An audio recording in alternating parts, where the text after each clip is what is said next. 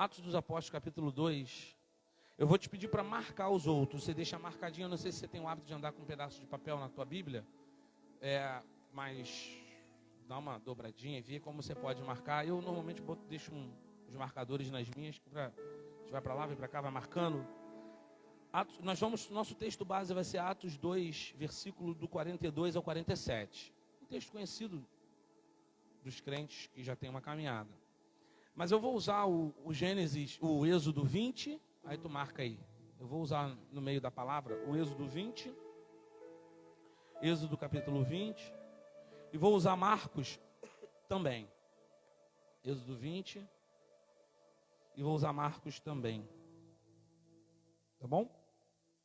Marcos 12, se quiser marcar, deixar marcado logo. Eu vou usar Êxodo capítulo 20 e o Marcos 12. Então, novamente, qual o texto base da pequena reflexão? Em meia hora eu tenho certeza que Deus vai falar o seu coração como Ele falou o meu coração.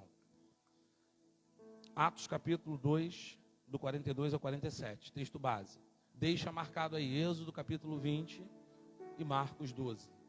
Depois eu falo dos versículos que eu vou ler desses textos, que são poucos.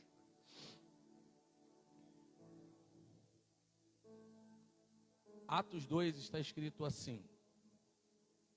Quantos acharam Atos dos Apóstolos, capítulo 2, versículo 42? Digam amém aí. Está escrito assim.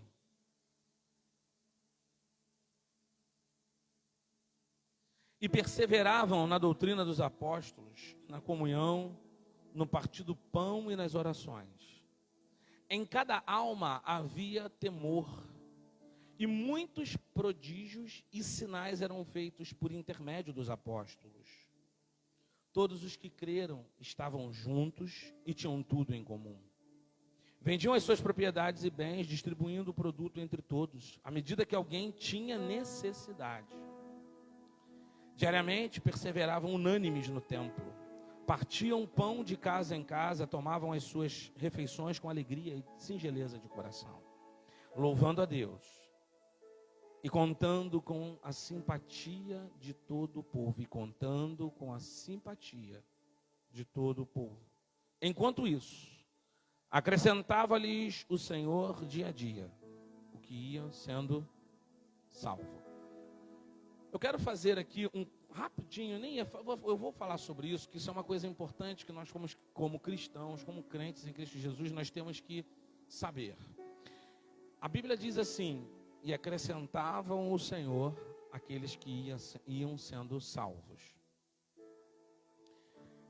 Diversos textos da Bíblia, inclusive esse texto aqui não é de Paulo, né? Mas Paulo fala isso em Coríntios, quando acontece aquela discussão com Apolo, com Cefas. Quem dá o crescimento da igreja é o Senhor. Fala amém. Não existe nenhum malabarismo pastoral, não existe nenhuma loucura de nenhum canto que faz a igreja crescer. A palavra, isso estou falando de Bíblia, a palavra do Senhor diz para nós o seguinte, que quem dá o crescimento é o Senhor.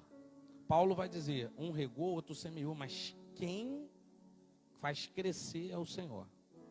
A Bíblia vai dizer assim, à medida que as coisas aconteciam, Deus ia dando, é o que nós vamos falar hoje aqui. Porque eu brinco muito lá em casa com os meninos, eu falo para eles, se você quebrou um carrinho que eu te dei de 10 reais, não conte que eu vou te dar um carrinho de 100 reais. Se você não consegue cuidar do que custa 10, como é que eu vou te dar do que custa 100? Assim é Deus. Assim funciona o universo. Nós precisamos começar a caminhar em maturidade sobre, inclusive, essa palavra crescimento. Inclusive sobre a palavra crescimento. Nós começamos aqui com 20, 30. Hoje somos quase 100. Fala amém. Mas muito mais tem o Senhor a fazer crescer. À medida que a comunidade de fé for caminhando e dando aqueles que vão sendo salvos, outro texto de Atos vai dizer isso, né? À medida que a comunidade vai caminhando, vai dando aqueles que se acrescentam sendo salvos. Mas isso tem uma caminhada, porque isso tem um preparo, porque isso tem um zelo, porque isso tem um cuidado, porque isso tem que entender o que é isso. E o Senhor vem falando muito ao meu coração, irmãos. Estou nessa parte da introdução, para você entender para onde essa palavra vai. O Senhor vem falando muito forte ao meu coração sobre o cerne do Evangelho. Aqui está, não é à toa que o livro de Atos tem milhares de livros, autores que escrevem sobre ele, sobre o início da igreja. Aqui está a chave de uma comunidade de fé. Aqui está o ensinamento de como uma comunidade tem que começar a crescer e continuar. Aqui está o mistério, vamos dizer assim, a forma, as bases, o alicerce. E a primeira coisa que eu quero conversar com os irmãos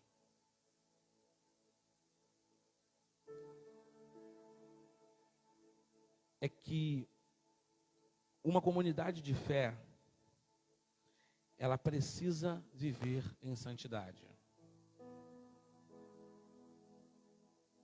Vou repetir para você. Essa palavra vai ter 3 pontos rápidos. Uma comunidade de fé precisa viver em santidade. Fala amém. Numa comunidade de fé, numa igreja,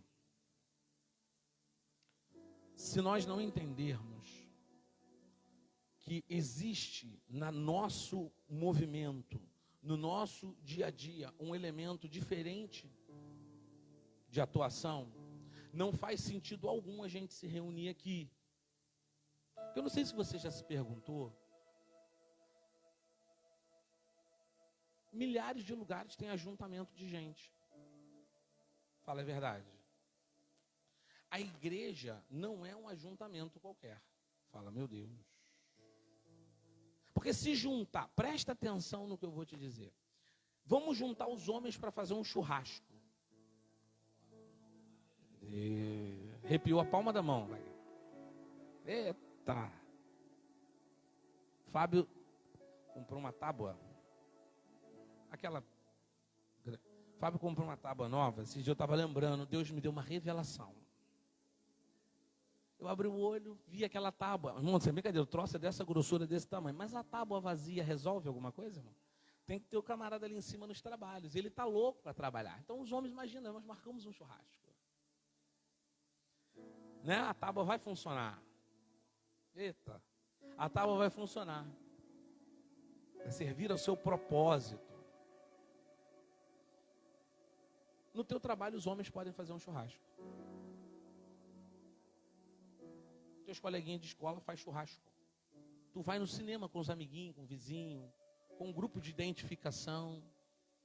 Aqui na igreja vai ter grupo de identificação, vai ter classe, presta atenção, vai ter classe dividido por talvez sexo, idade, mais ou menos.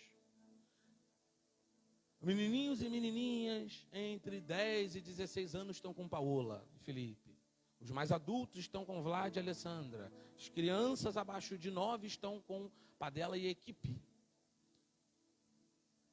Nós vamos ter uma metodologia, uma sistematização, é isso mesmo a palavra, de organizar o crescimento da congregação nos diversos níveis, faixas etárias, níveis de conhecimento. Pastor abriu um curso que é aprofundamento hebraico-bíblico.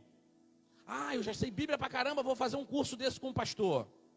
Entendeu? O pastor abriu um curso de Bíblia nível 0. Pô, cheguei agora na igreja, tenho que fazer esse curso. Entende? Vai ter uma sistematização, uma metodologia, uma organização da congregação e crescendo, e sendo atendidas as suas necessidades. Tudo isso vai acontecer. Mas nada disso pode estar acima daquilo que une a congregação. Eita, já sinto o Senhor aqui. Nada do que eu inventar aqui, nada do que eu falar.